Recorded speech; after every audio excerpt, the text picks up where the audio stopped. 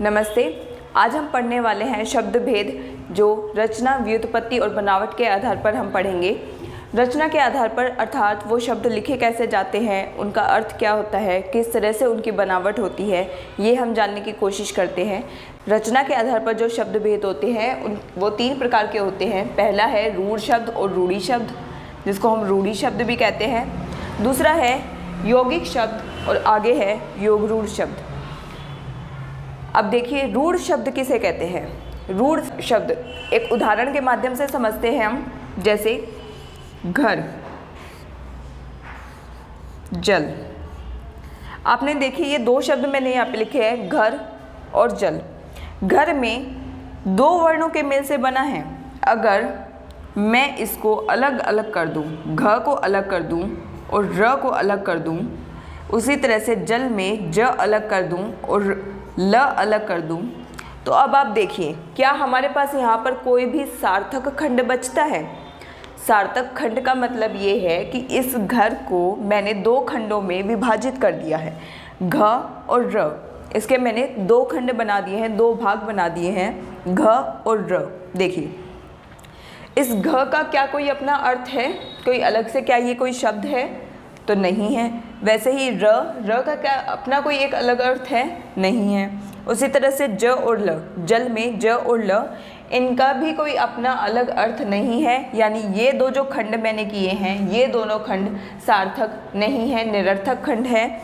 तो ऐसे सारे शब्द जिनको हम सार्थक खंडों में विभाजित ना कर सके, वो सारे रूढ़ शब्द होते हैं। यानी जिनको अगर तोड़ दिया जाए, अलग अलग कर दिया जाए, तो उनका अपना कोई अर्थ नहीं रहता, बल्कि वो मिलकर ही एक शब्द ऐसा बनाते हैं जिसका कोई अर्थ होता है। ऐसे सभी शब्दों को रूढ़ शब्द कहते हैं। इसमें आप कितने भी उदाहरण ले सकते हैं, जैसे घोड़ा, पानी, गाड़ी इत्यादि। आगे हम देखते हैं यौगिक शब्द के बारे में।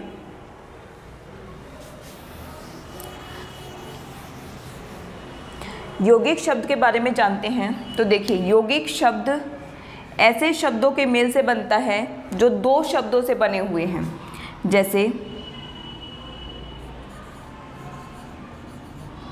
लड़कपन, जैसे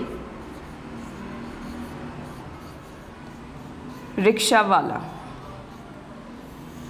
अब देखिए लड़कपन में हमने इसे 2 शब्दों में बांट दिया, लड़क और पन।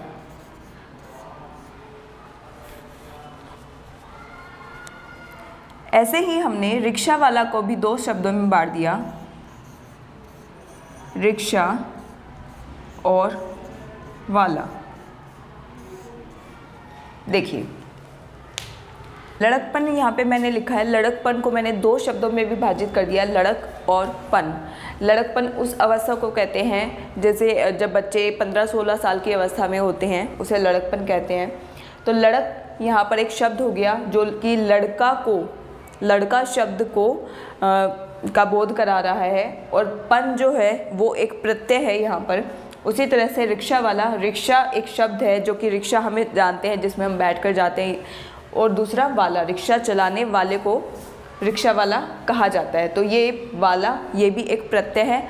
इसी तरह से यौगिक शब्द में वो सारे शब्द आएंगे जिनमें मूल शब्द के साथ कोई प्रत्यय लगा हो, कोई उपसर्ग लगा हो, या फिर समास वाले जो शब्द होते हैं वो सारे शब्द यौगिक शब्द कहलाते हैं, जिनको अगर हम 2 खंडों में विभाजित कर दें तो दोनों का अपना एक अर्थ रहता है।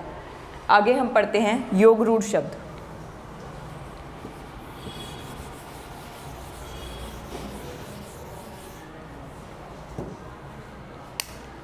योगरूढ़ शब्द, इसके भी मैं कुछ उदाहरण लिख देती हूँ आपको।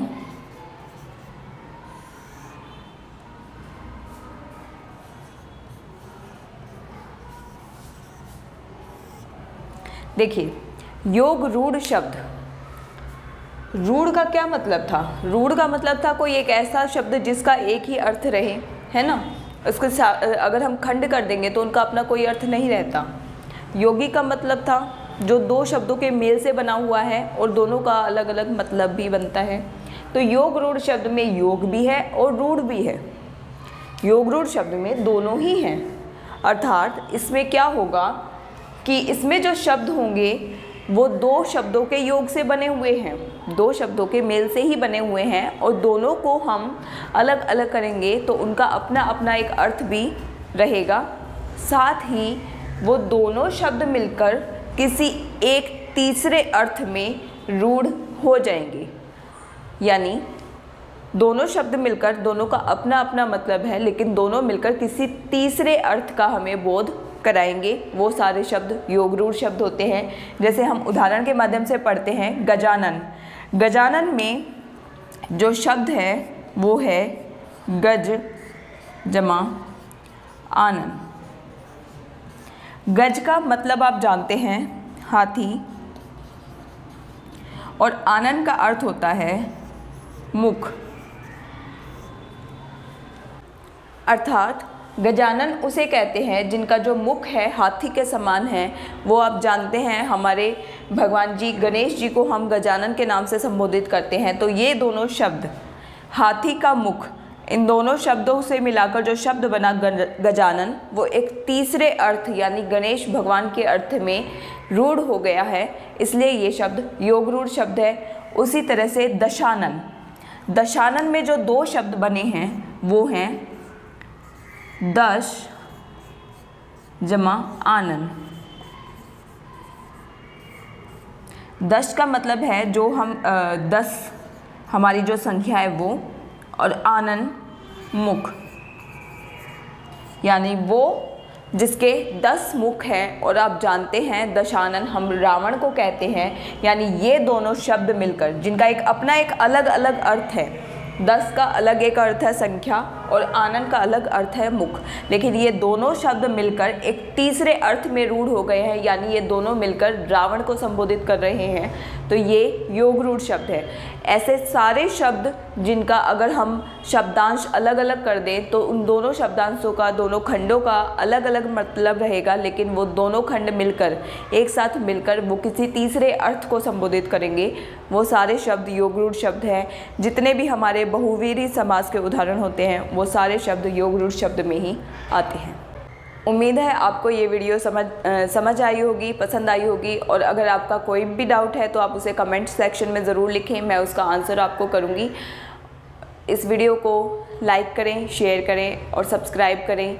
धन्यवाद।